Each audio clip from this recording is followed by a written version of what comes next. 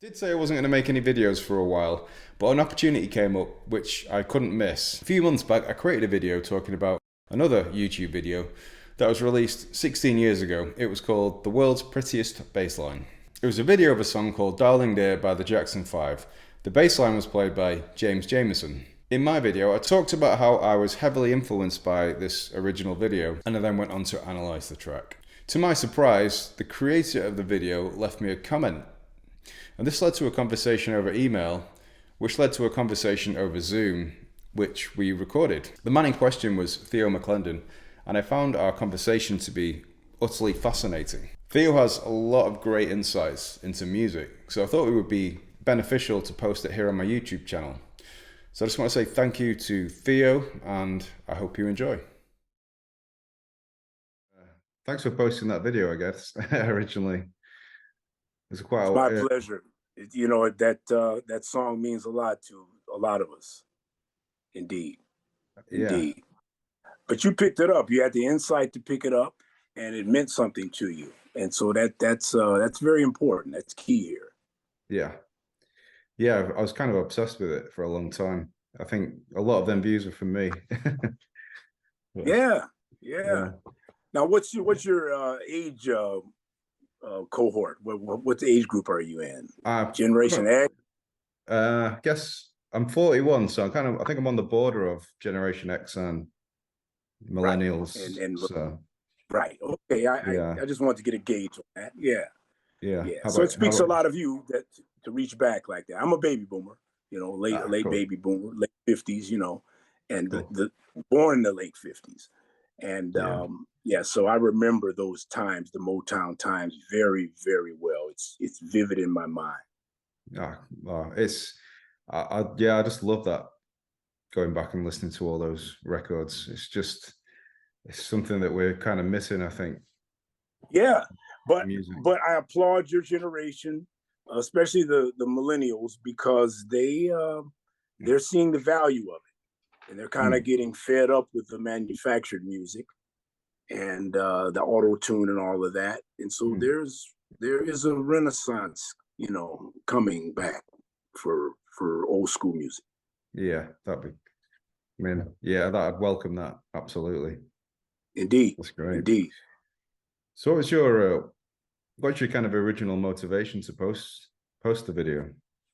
In the very beginning, it's just from love. That whole period in life, these are my formative years. That whole period of life was a mixture of a lot of tumult in the United States, as well as a lot of joy and beauty and freedom at the same time, right? It was very restrictive, intolerant, but at the same time, there was an awakening happening in the 60s. And Motown was a part of that sort of dawning.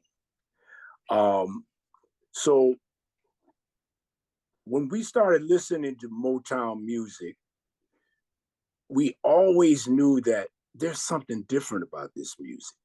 I mean, it has a lot of the pop signatures that other companies had. But it's like, what's going on with the bass in this music, right?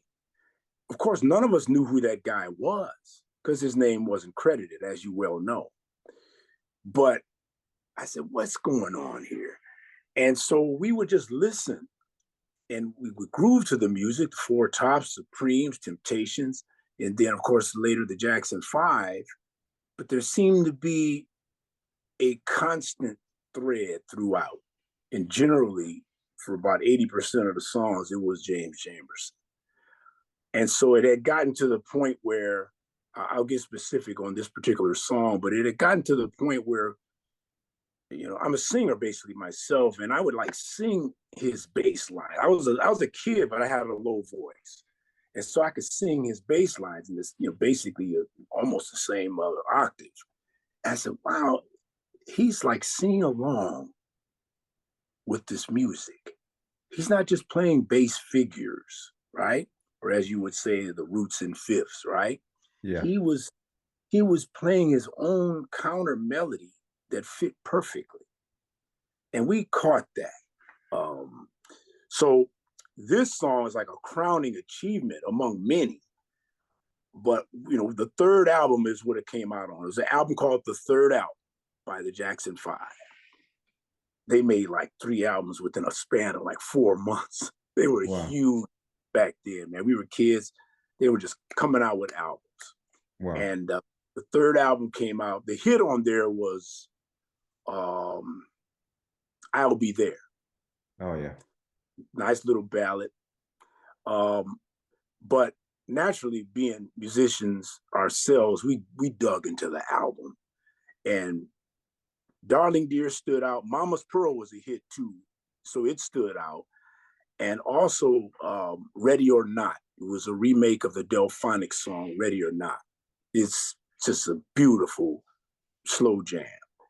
But Darling Dear was unique because it was a sped up version of Smokey Robinson's Darling Dear.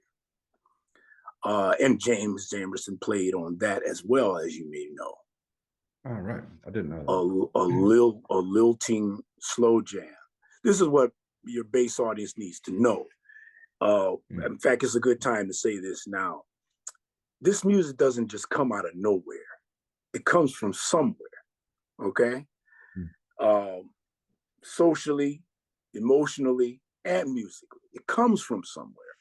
And so the original Darling Dear, and you can go back and listen to it or put it on your site, it sort of sang along too with Smokey, but in a more laid back kind of way. So he's more upfront on the Jackson's version of Darling Dear, because of course they called what the Jackson 5 did bubblegum soul. That was the name of they kind of branded the music bubblegum, even though it was soul music. So that song was almost mystical, because here is a pretty ballad sped up, lovely lyrics, lovely words, Michael singing his heart out, beautiful strings. If you listen to the guitar part real close, it's just harmonizing almost with the background vocals. It was enchanting. And it has stuck with me since then, since 1970. I probably have played it at least once a month ever since then. So count the years. Yeah. Mm-hmm. Yeah. Wow. So that's the inspiration, just the sheer beauty of it, man. Yeah. It is.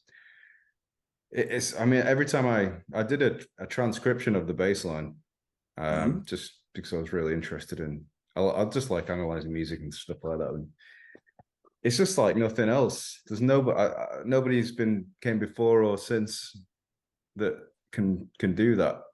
Yeah. And yeah. It's I've analyzed a lot of bass players, and you can kind of see people trying to mimic it, but there's something very special about it that's hard to quantify.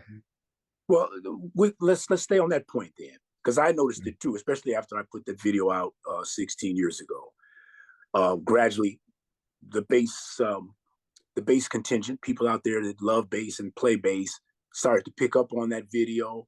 It grew to almost 2 million, but it grew gradually. It wasn't totally viral, because this is, it's a targeted audience, right? Yeah. But what I would notice, to your point, even the people that transcribed it and played it, they didn't really capture it. Okay? Yeah. You can play the notes, that's fine. You can have the tabs. There's this one graphic chart that actually shows it, which I think I think is actually closer than just the transcribed music. But the point is, when I'm listening to people play it, they play it with a feeling that's not necessarily Jamerson. They play it like a student, which is fine, but that's not Jamerson. Yeah. Yeah. What do you think it is that he's got, or he had? Well, it's a composite of things. First of all, we all know about the musicality. He studied upright bass. He studied piano as a child, then upright bass as a jazz guy. you know, hanging with the cats. That was his man. That's how they found him. He was with the cats playing jazz. He wasn't playing pop or soul, man. He playing jazz.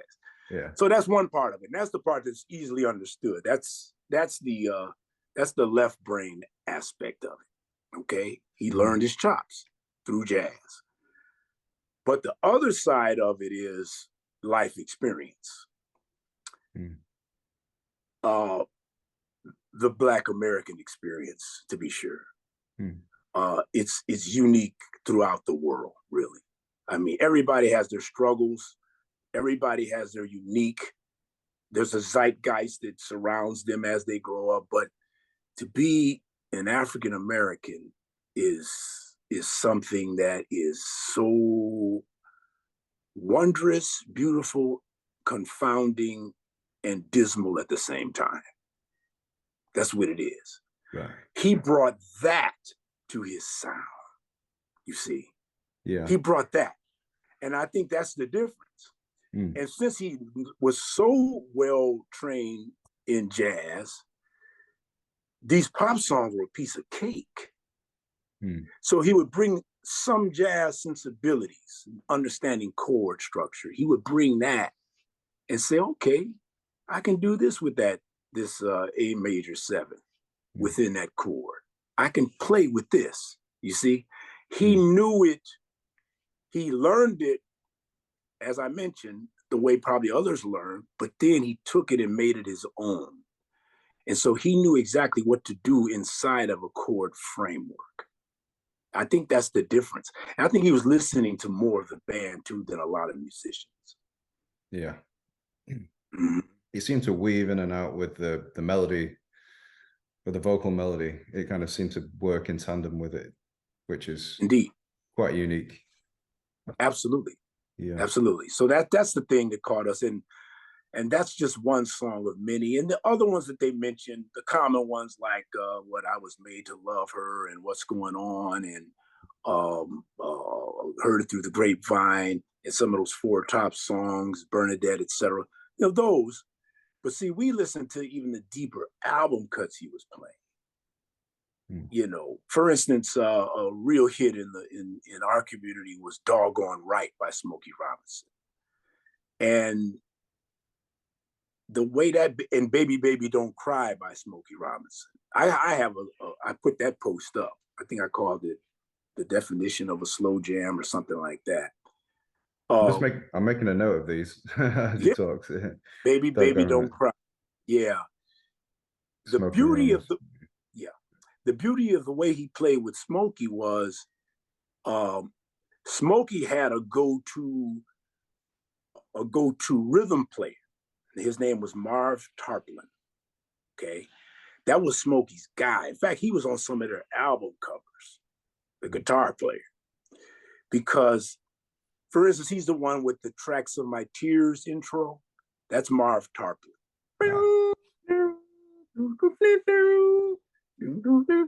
Right? Yeah.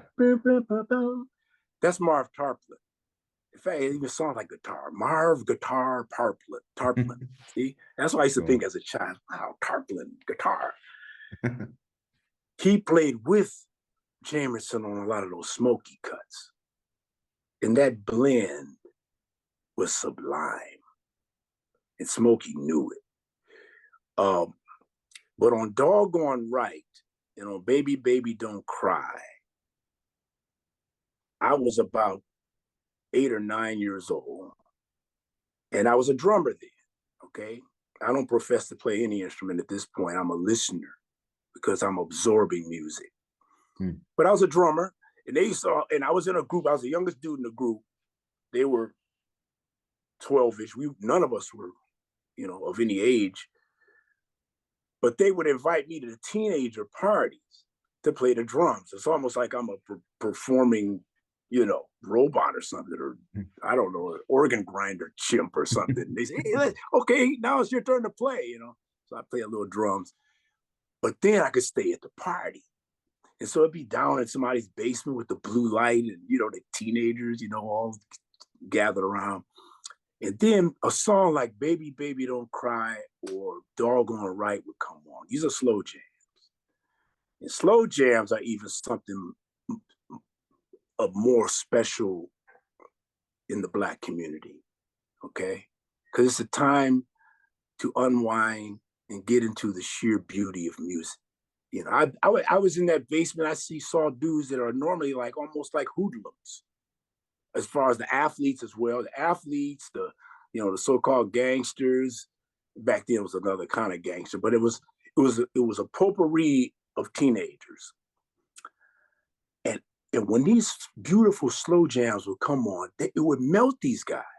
Like the Delphonics would be playing, or one of these beautiful, smoky stuff. And I said, wow, here these hardcore dudes are like enraptured in this music, right? And so back to Doggone Right, it had this bass line that reminded me of something that Jamerson himself said. He said, sometime I play the bass, he said, I might see a woman walking and I play to the rhythm of her walk. Oh, wow. You see? Yeah. And cool. Doggone Right, I can distinctly remember, because I'm pretty short in stature, but then I was a kid. So I'm standing at people's waist height or whatever, and I'm in the corner watching them slow dance, and I'm seeing these girls' butts move around in movement with that music.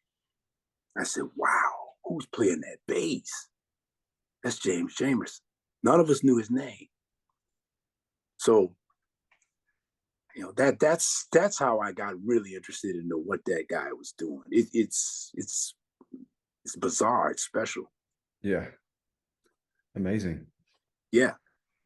Yeah. That's a great story. I love that. So what I'm saying in a nutshell is deeper than just the notes. See, it's beyond it's the notes beyond the notes. It's the rest, and you guys know that as musicians. It's the rest are just as important. The rest. Yeah. When are you not playing?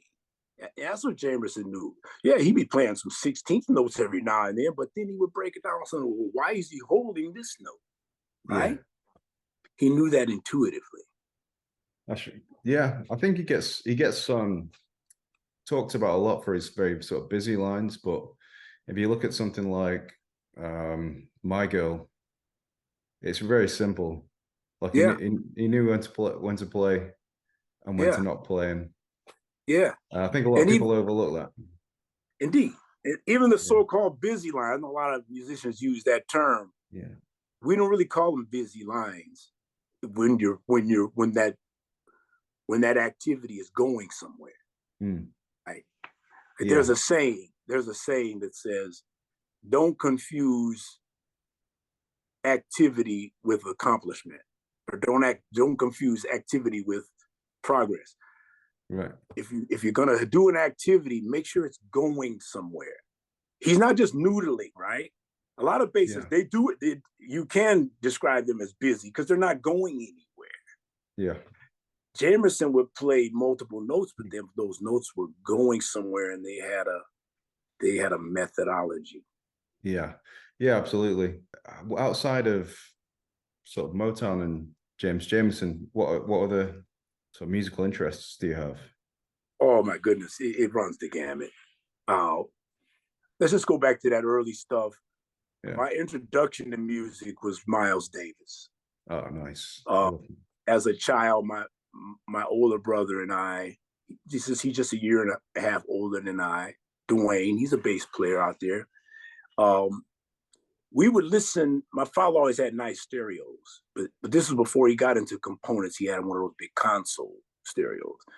And the Miles Davis Milestone album came out with him on the cover. It's like a green shirt or a green background, had his horn. And this song called Milestones would come on the record player. And my brother and I, Milestones is the song that goes bum, bum, bum, bum, bum, bum, bum, bum, bum, bum, bum, bum, bum. Anyway, my brother and I would always ask my father, play bop, bop, bop, bop again, Daddy. We didn't even know the name of it. And we just knew it was on that red Columbia label spinning around the record player. And it's from that age that I said, whoa, there's something inside of music that's enchanting from that time. So as we progressed, and of course, we listened to, my father was mainly jazz, but my mother was soul. So Aretha Franklin and, all those types, and soul music, Otis Redding, it goes on and on. And of course, the Platters, the Drifters, and that. So that's the early stuff. And then here comes the Beatles. Now, we saw them when they first came to America. So this is not a lot of the Beatles stuff they play is not the older stuff. They usually play that stuff right before they broke up, when they started to get real inventive. They would explore, they had the guru and all that behind them. They would meditate, and the music got kind of spaced out. But we dug them in their early simple days because it was almost like a guitar lesson with the Beatles. They were almost telegraphing the chords they were playing, which led the same brother I'm talking about, Dwayne, and I to go take music lessons, along with our other friend, who actually is a pretty prominent Chicago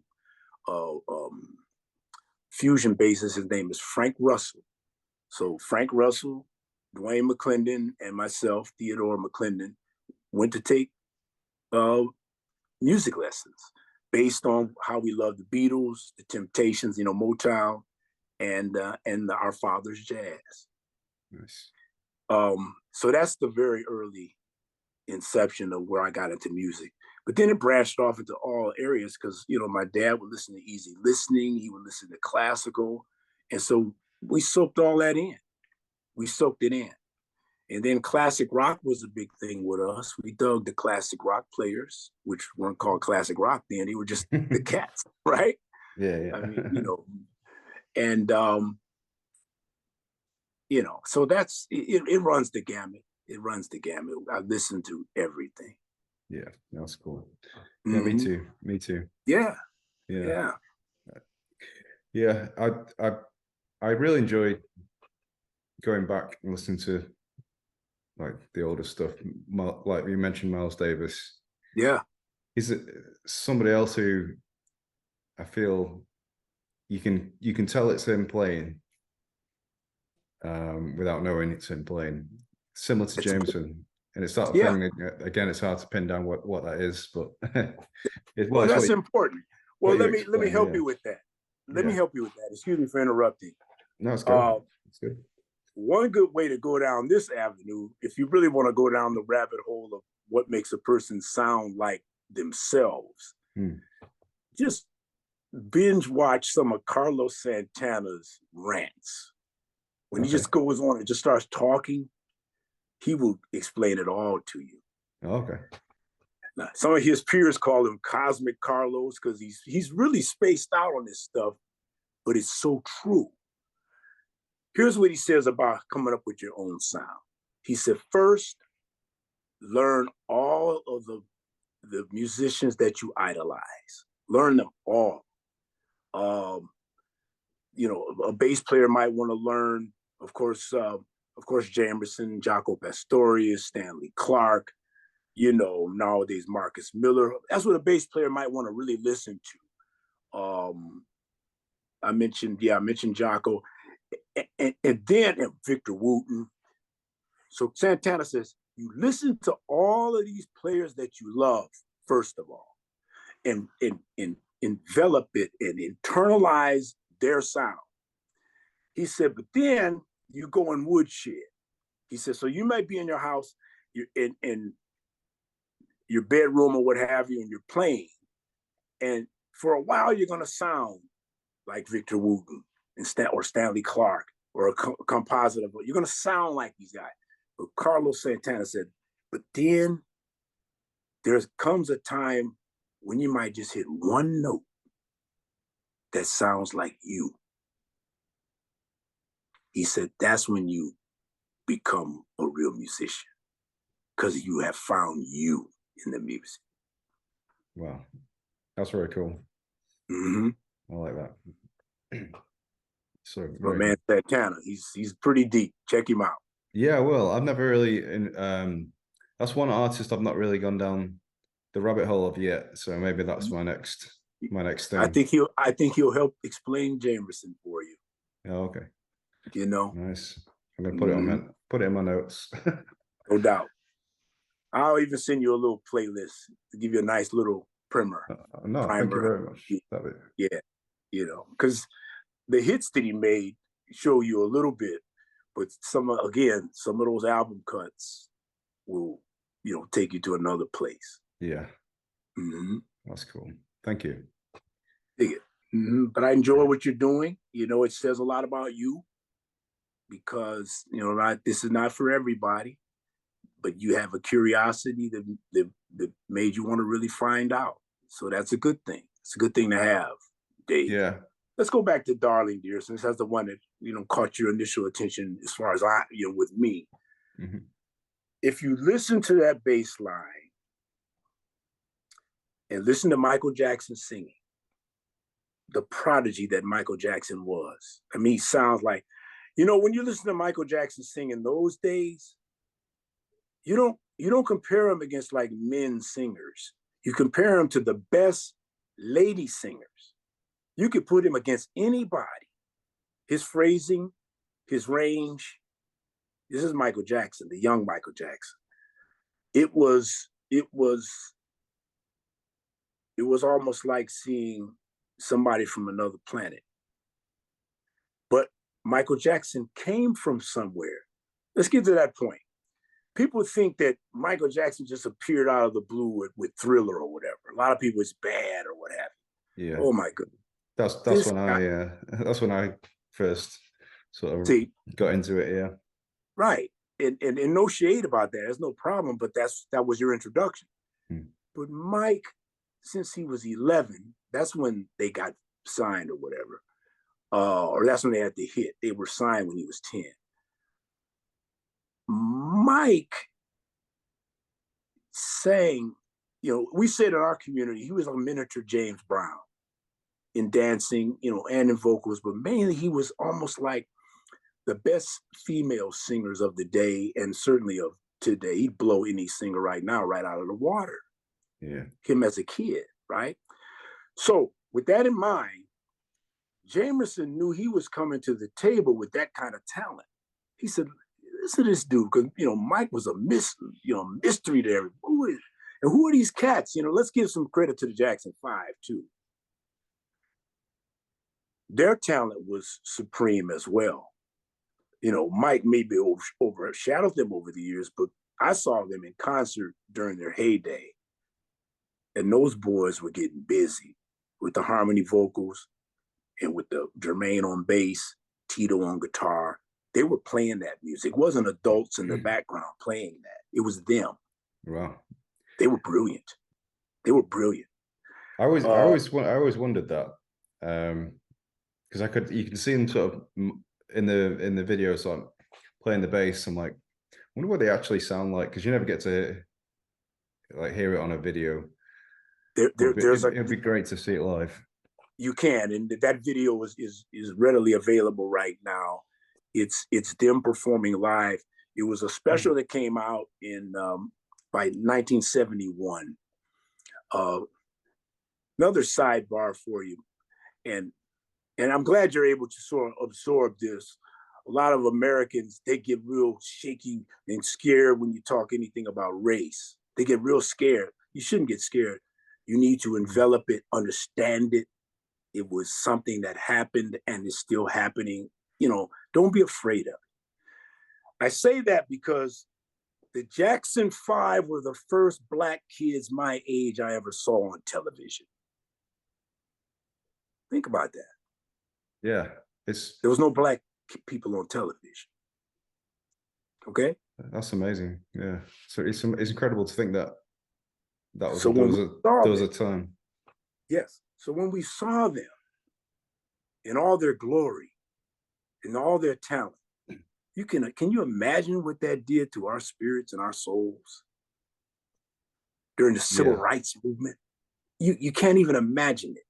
And when we saw them in person and heard how Jermaine could play that bass, I used to go on my site more frequently, of the Prettiest bass line site. I used to go on there more frequently and interact with people, because people always want to have something to criticize, right? So they automatically, so I'm lauding, singing the praises of Jamerson. So automatically people want to start digging in on Jermaine Jackson. Initials JJ, like James Jamerson, right? That must be in the universe. But let me tell you, on all your audience and on my audience, Jermaine Jackson was a teenage wunderkind. He was a bass genius as a kid. It was unbelievable. Me and my brother, or whoever, little cats from the neighborhood, would come to see the Jackson 5, would say, man, what's up with that bass player? That was Jermaine Jackson. It was on a special called Going Back to Indiana, and there's a whole segment. A lot of it is just play acting and comedy and stuff, but there's a segment of about 20 minutes that's online as we speak, where they're playing live about a 5 or 6 song set. And those dudes are getting busy. Tito playing the wah-wah guitar, the nice chords, chunking it up there, man, scratching on the guitar. And these dudes are teenagers. They were real. They were real. And why they were real is because they were, first of all, I will applaud their father. People besmirch him. I applaud him. He kept them out of trouble when they were kids, kept them out of gangs, kept them out of all untoward behavior, and made them practice. And it showed when we went to see him in person. Like, wow, okay? Yeah. But they had the background of Motown. They could just walk in on Stevie Wonder or Smokey or the Temps at any given moment. Wow. See, these artists today don't have that. You're going to step in the room with a classic entertainer every single day of your life. That's osmosis. You pick it up, right? Yeah. I heard a story that Stevie Wonder used to get bass lessons off Jamerson. There it is. Yeah. And his bass player to this day, who he has for about 20 years, I guess, Nathan Watts. Not to be confused with another great bass player, Nathan East, but this guy's name is Nathan Watts, big heavy set dude. Most of his lines sound like Jamerson. Yeah. Yeah. And so Stevie needs that behind it. See, Stevie knows. Stevie, we could talk even longer on that genius. But yes, to your point, yes. And when he plays with his left hand bass lines on his keyboard, he's channeling Jamerson. Indeed. Oh, yeah. Indeed. Now, to the point about I noticed when I watched your little video and you said, you were intrigued by the title, World's Prettiest Bass Line. Yeah. And the reason I said that, it's sort of embedded in your video when you mentioned, I think you were going through the chord structure of the song. It had those major and minor sevenths, which we call, where I come from, the pretty chords. Ah. So rather than the badass kind of stud bass, he says, I'm going to make this pretty. But still, you're going to know I'm still the badass and still the stud. But it's in a context of a beautiful love song. And that's what I see missing in a lot of basses, especially the ones that copy Darling did. Because they think they have it under their fingers. I really hate that, man. Oh, I got it. No, you don't have it. You don't have it. You don't have it. You learn, you read the charts, you saw the tab, your fingers are nimble, but you still don't have it. It's pretty. It's beautiful. Yeah. And think of the time. Go ahead. I'm sorry. I'm talking way too much here. I was just going to add that I really think you nailed it with that word. I think that encapsulated it. It was. Thank you. Because it's something of beauty, it's pretty. And it kind of confounds people that are not kind of from our community. We understand pretty. Like for instance, in basketball, we like a pretty shot. It has to go in the basket. but we like it when it's pretty, right? Earl of Pearl Monroe, back in the day, played pretty. Kareem Abdul-Jabbar with the skyhook was pretty, right? Scottie Pippen, the way he played was pretty. And of course, Michael Jordan, it was a beauty about the game.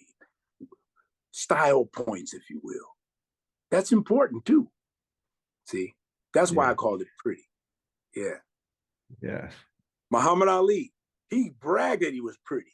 And what are you gonna say? You're gonna address it? What do you mean you're pretty? Yeah, he's pretty and he can kick everybody's ass on planet Earth. So yeah, he's pretty. You see? Yeah. His way of boxing was pretty. You see the way he boxed? Yeah. When he was in his prime, before they stole his, you know what I'm saying, before they stole the best 3 years of his career, before that time, he boxed like a dancer.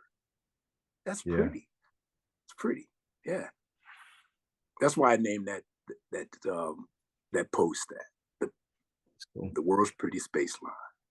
Wow. I mean, I remember seeing that a long time ago, and it's just kind of dawned on me how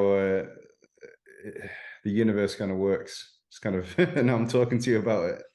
Like 16 years later, or it's pretty crazy. And perhaps I made it for people like you, to be honest with you. I couldn't really monetize it because I just played the whole song or whatever.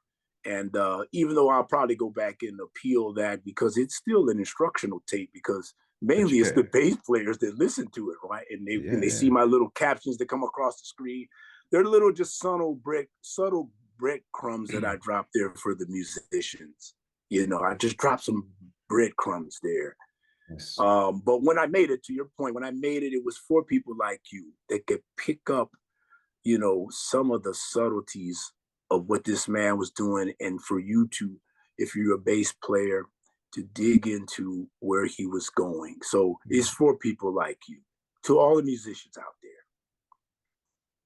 you have to listen to the other players in your band.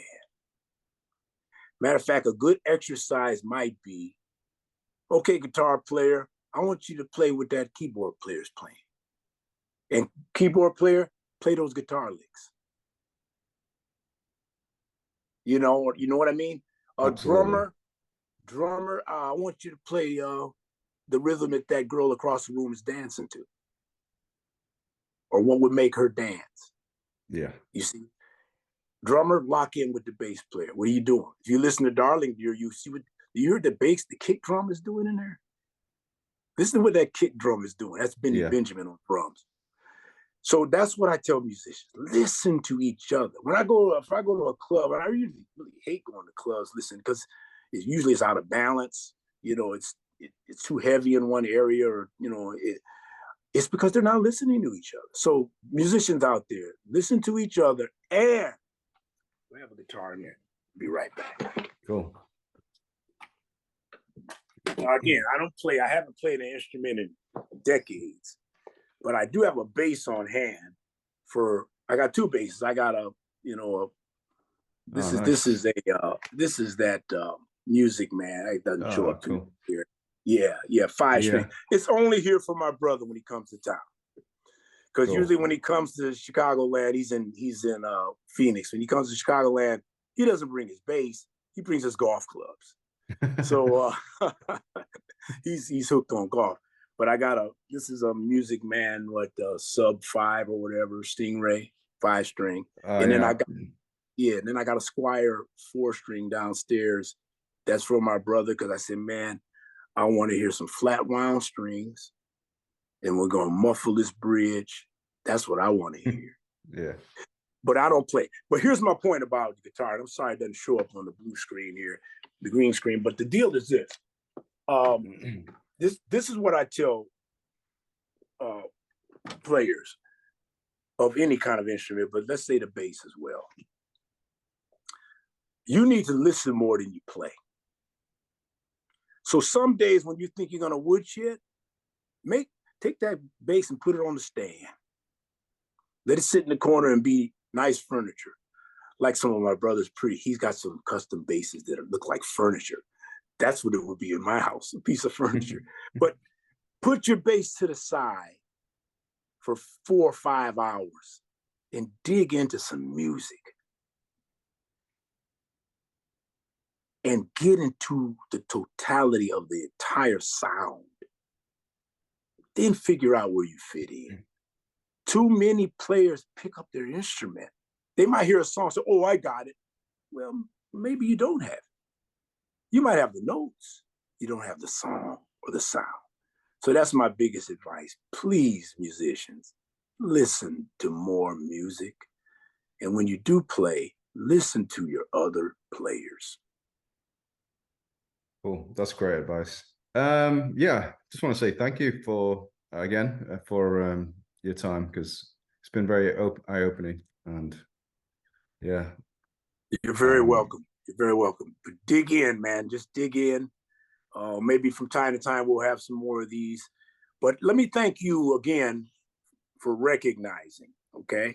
I'm going to thank you because, okay, if this thing has 1.9 million views, if my post has that, you're the only one to really acknowledge it.